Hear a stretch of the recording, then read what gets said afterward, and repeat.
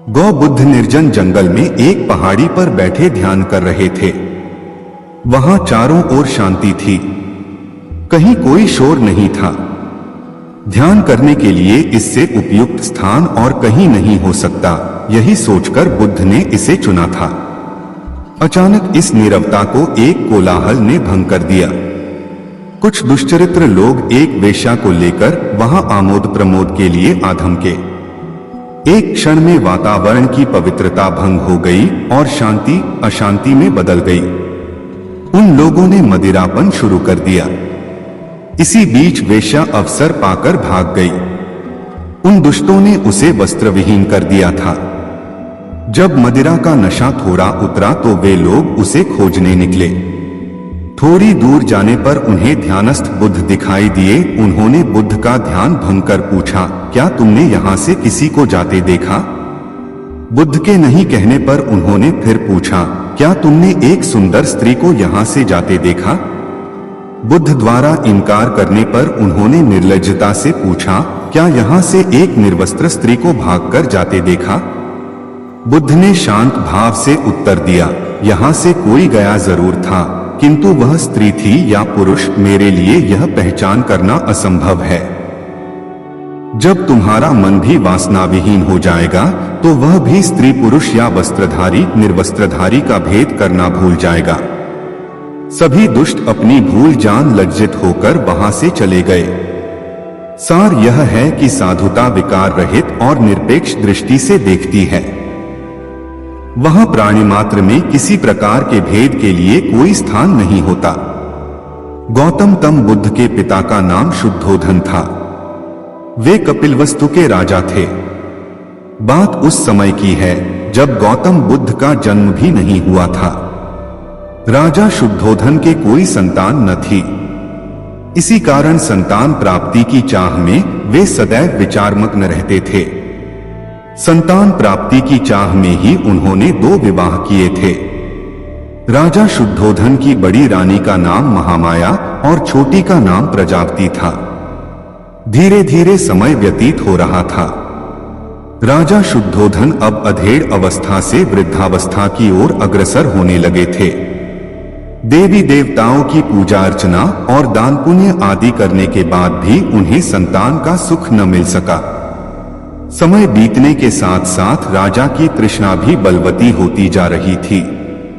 ऐसा प्रतीत होता था जैसे भाग्य के देवता राजा शुद्धोधन से कुपित हो गए हैं, तभी तो उनकी श्रद्धा और निष्ठा भी कोई रंग न ला सकी थी।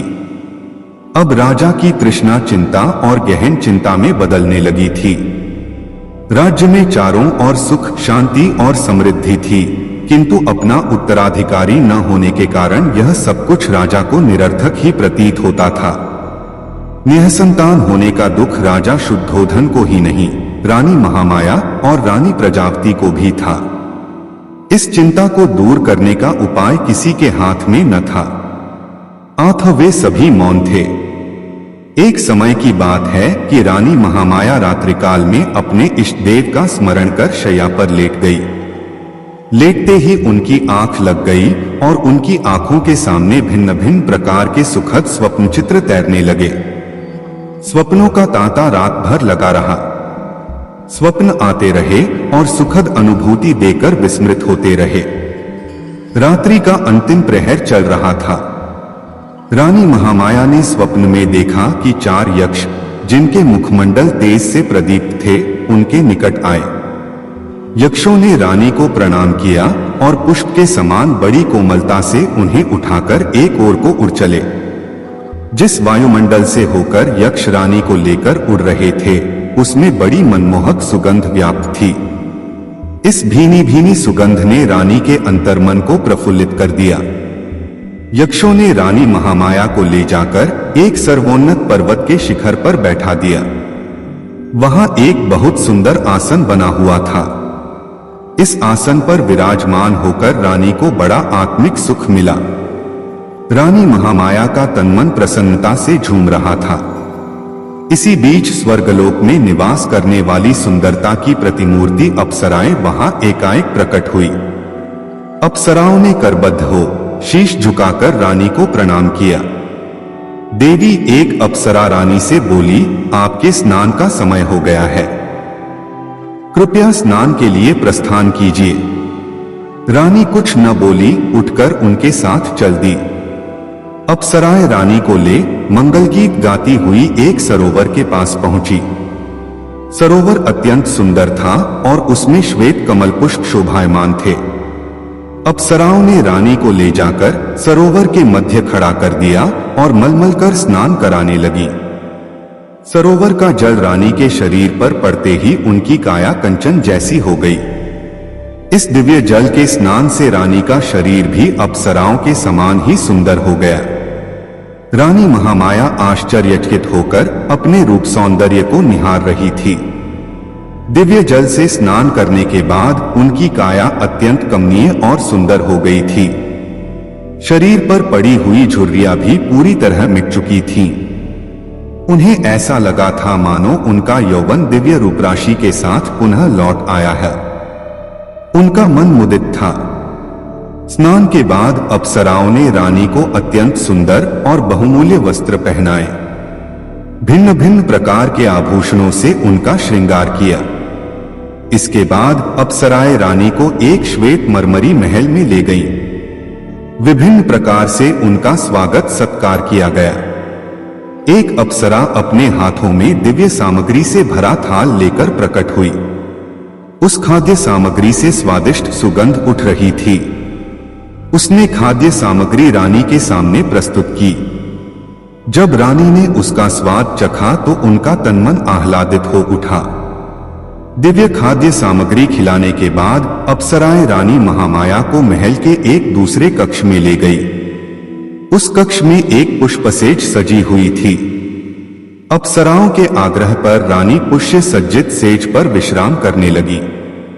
उस सेज के सामने ही रानी को एक स्वर्ण शैल और उस पर मंडराता सुंदर हाथी अपने अत्यंत निकट प्रतीत हुआ। हाथी ने कमल पुष्प से रानी के दाएं अंग पर धीरे से प्रहार किया और फिर लघु से लघुतर स्वरूप धरकर वह एकाएक रानी के गर्भ में समा गया। रानी ने भय और आश्चर्य से तुरंत अपनी आंखें खोल दी। अब रानी को पता चला कि वह स्वप्न देख रही थी। बड़ा ही आश्चर्यचकित कर देने वाला और सुखद स्वप्न था, आंख खुलते ही जिसका समापन हो गया था। जब राज ज्योतिषी ने स्वप्न के फल की गणना कर बताया कि उनके यहाँ एक यशस्वी पुत्र रत्न का जन्म होगा, तो उनको प्रसन्नता की कोई सीमा न रही। राजा ज्योतिषी की घोषणा ने जैसे राजा, रानी और प्रजा के ऊपर से चिंता की कालिमा को समाप्त कर दिया था। राजमहल में छाया सन्नाटा धीरे धीरे सिमटने लगा। ज्यों ज्यों रानी महामाया का गर्भकाल पूर्ण होने की ओर अग्रसर हो रहा था, त्यों त्यों राजमहल में प्रसन्नता बढ़ती जा रही थी। अब गर्भकाल लगभग पूर्ण होने को था। उस काल की प्रथा के अनुसार रानी अपने प्रथम शिशु को अपने माता पिता के गृह पर ही जन्म देती थी। इसे अत्यंत शुभ माना जाता था। ऐसा ही विचार कर रानी महामाया को उनके माता पिता के पास भेजने की व्यवस्था की गई, ताकि वे प्रथम शिशु को वहीं पर जन्म दे सकें। राजा की आज्ञा से एक सुंदर रथ को फूलमालाओं और मोतियों से सुसज्जित किया गया। उस रथ में रानी के साथ उनको प्रिय दासियां और परिचारिकाएं बैठीं। रथ के आगे आगे 6 घोड़ों पर सवार योद्धा सैनिक चले और इसी प्रकार पीछे भी घुड़सवार सैनिक चले।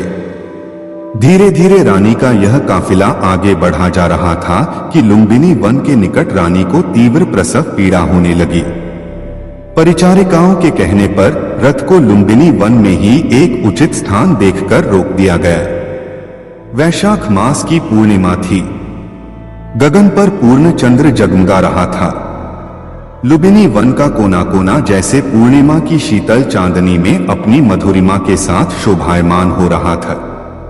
इस वैशाख पूर्णिमा को जैसे सदियों से लुम्बिनी वन में इस महान घटना के घटने की ही प्रतीक्षा थी, और प्रतीक्षा की घड़ियां धीरे धीरे समाप्त होती जा रही थीं। यह घटना ईसा से लगभग 564 वर्ष पूर्व की है। रानी महामाया प्रसव पीड़ा से आकुल लुम्बिनी वन में पुष्पों से आच्छादित वृक्ष के नीचे विश्राम कर रही थी। परिचारिकाएं उनकी तरह तरह से सेवा शुश्रूषा कर रही थीं।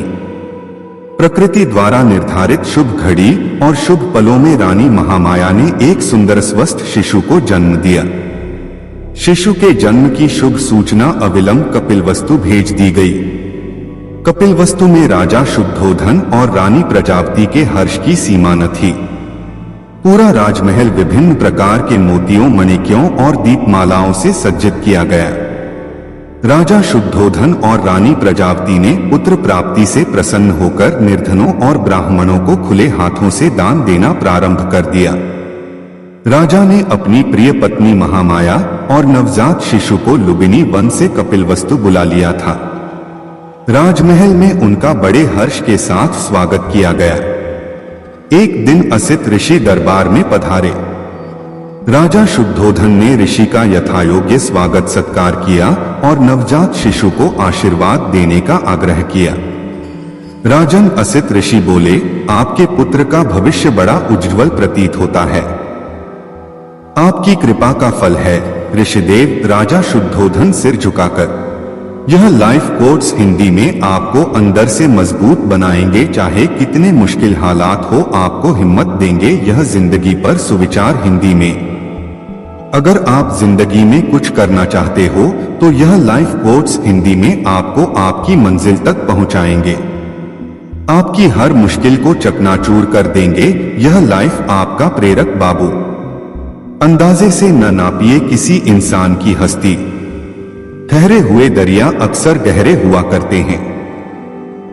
हमें अपनी जिंदगी में नकारात्मक सोच को तुरंत बदल लेना चाहिए। जब आपकी सोच सकारात्मक होगी तभी आपको कामयाबी मिलना शुरू होगी। जिंदगी में ये मायने नहीं रखता कि आपने जिंदगी को कितना जिया, बल्कि मायने ये रखता है कि आप जिंदगी में कितना खुश रहे। कभी कभी हम किसी के लिए उतना जरूरी भी नहीं होते जितना हम सोच लेते हैं। हमें जीवन में कभी गुजरी बातों को नहीं सोचना चाहिए और न ही आने वाले कल के बारे में सोचकर परेशान होना चाहिए। जो आज है बस उसी पल में खुश रहना चाहिए। जीवन में कभी भी अपने रहस्य किसी अन्य व्यक्ति को नहीं बताना चाहिए, क्योंकि ये आपके लिए भारी मुसीबत बन सकती है। सारी उम्र बस एक ही सबक याद रखना, दोस्ती और दुआ में बस नियत साफ रखना। सारी उम्र बस एक ही सबक याद रखना, दोस्ती और दुआ में बस नियत साफ रखना। जीवन में कोई भी काम जब तक कठिन लगता है, जब तक उसे करने के लिए आप अपना कदम नहीं बढ़ाते। जो इंसान यह कहता है, मैंने जीवन में कभी गलती नहीं की, तब समझ लेना कि उस इंसान ने कभी कुछ नया करने की कोशिश ही नहीं की। खामोशियां बेवजह नहीं होती, कुछ दर्द आवाज छीन लिया करते हैं। आप अपने जीवन में जब तक कमाओ, जब तक महंगी चीजें सस्ती न लगने लगे, जीवन में गिरना भी अच्छा है। इससे औकात का पता चलता है। जब हाथ बढ़ते हैं उठाने को, तब अपनों का पता चलता है। नदी के किनारे पर खड़े रहने से नदी पार नहीं होती, आपको उसे पार करने के लिए उसके अंदर जाना पड़ता है। जीवन में हमेशा इंतजार ही नहीं करना चाहिए, क्योंकि सही वक्त कभी नहीं आता, उसे लाना पड़ता है। कसूर तो बहुत किए हैं जिंदगी में, पर सजा वहां मिली जहां बेकसूर थे। जीवन में जो लोग आपसे दूर होना चाहते हैं, वो लोग सारा दोष हालात पर डाल देते हैं। जिंदगी 1 मिनट में नहीं बदलती, पर 1 मिनट में लिया गया फैसला जिंदगी बदल देता है। इस जीवन में रुपए की कीमत कितनी भी गिर जाए, पर कभी इतनी नहीं गिर सकती जितना इंसान रुपए के लिए गिर जाता है। जो लोग अंदर से मर जाते हैं, अक्सर वही दूसरों को जीना सिखाते हैं। हमें अपनी जिंदगी जीतना सीखना चाहिए। क्योंकि हम एक दिन मौत से तो हार ही जाएंगे। जब भी जीवन में मुश्किल घड़ी आती है तो कायर पीछे हट जाता है और मेहनती डट जाता है। किसी को उजाड़ कर बसे तो क्या बसे, किसी को रुलाकर हंसे तो क्या हंसे। जिंदगी में एक बात तो तय है कि तय कुछ भी नहीं है। जिंदगी के लिए कभी खराब विचार आए तो एक बात हमेशा याद रखना, तुम जो जिंदगी जी रहे हो वो भी किसी के लिए सपने जैसी ही होगी। कुछ रिश्तों के नाम नहीं होते, कुछ रिश्ते नाम के ही होते हैं। इतवार में भी कुछ यूं हो गई है मिलावट, छुट्टी तो दिखती है पर सुकून नजर नहीं आता। आदमी बड़ा हो या छोटा कोई फर्क नहीं पड़ता, उसकी कहानी बड़ी होनी चाहिए। किसी की कदर करनी है तो उसके जीते जी करो, मरने पर तो नफरत करने वाले भी कह देते हैं बंदा बहुत अच्छा था। धूप कितनी भी तेज हो समुंदर सूखा नहीं पड़ सकता, उसी तरह उम्मीदों का सागर किसी एक हार से खाली नहीं हो सकता। हम खुद से बिछड़े हुए लोग हैं, तुमसे क्या मिल पाएंगे। न जाने जिंदगी का ये कैसा दौर है, इंसान खामोश हैं और ऑनलाइन कितना शोर है। किसी ने ईश्वर से पूछा तुम्हारे सबसे नजदीक कौन है। ईश्वर ने कहा वो इंसान जिसके पास बदला लेने की ताकत हो और उसने फिर भी माफ कर दिया हो। मिट्टी का मटका और परिवार की कीमत सिर्फ बनाने वाले को ही पता होती है, तोड़ने वाले को नहीं। रुतबा तो खामोशियों का होता है, अल्फाज का क्या, वो तो बदल जाते हैं अक्सर हालात देखकर। सपने और लक्ष्य में केवल एक ही अंतर है, सपने के लिए बिना मेहनत की नींद चाहिए और लक्ष्य के लिए बिना नींद की मेहनत। मिलो कभी चाय पर फिर किससे बुनेंगे, तुम खामोशी से कहना हम चुपके सुनेंगे। उड़ने में बुराई नहीं है, आप भी उड़े, लेकिन उतना ही जहां से जमीन साफ दिखाई दे। अगर आप उस इंसान की तलाश कर रहे हो जो आपकी जिंदगी को बदलेगा, तो आप आईने में खुद को देख लें। जिंदगी में अगर कुछ बड़ा करना है तो दो चीजें हमेशा याद रखना, पहला जो खोया है उसका गम नहीं और जो पाया है वो भी किसी से कम नहीं। जीवन में ऊंचे उठते समय लोगों से अच्छा व्यवहार करें, क्योंकि यदि आप फिर नीचे आए तो सामना इन्हीं लोगों से करना होगा। सफलता का मुख्य आधार सकारात्मक सोच और निरंतर प्रयास है। यहां रोटी नहीं उम्मीद सबको जिंदा रखती है, जो सड़कों पर भी सोते हैं, सिरहाने ख्वाब रखते हैं। शक ना कर मेरी हिम्मत पर, मैं ख्वाब बुन लेता हूं टूटे धागों को जोड़कर। अगर किसी चीज की चाहत हो और ना मिले तो समझ लेना कि कुछ और लिखा है तेरे तकदीर में। उड़ान तो भरना है, चाहे कई बार गिरना पड़े, सपनों को पूरा करना है, चाहे खुद से भी लड़ना पड़े। मंजिलें भी जिद्दी हैं, रास्ते भी जिद्दी हैं, देखते हैं कल क्या होगा। हौसले भी तो जिद्दी हैं, जब तक किसी काम को किया नहीं जाता तब तक वह असंभव ही लगता है। जो पढ़ाई आज आपको दर्द लग रही है, अगर इस दर्द को झेलते रहो तो कल ये दर्द आपकी सबसे बड़ी ताकत बन जाएगा। किताबों की अहमियत अपनी जगह है जनाब, सबको वही याद रहता है जो वक्त और लोग सिखाते हैं। जब दर्द और कड़वी बोली दोनों सहन होने लगे तो समझ लेना जीना आ गया।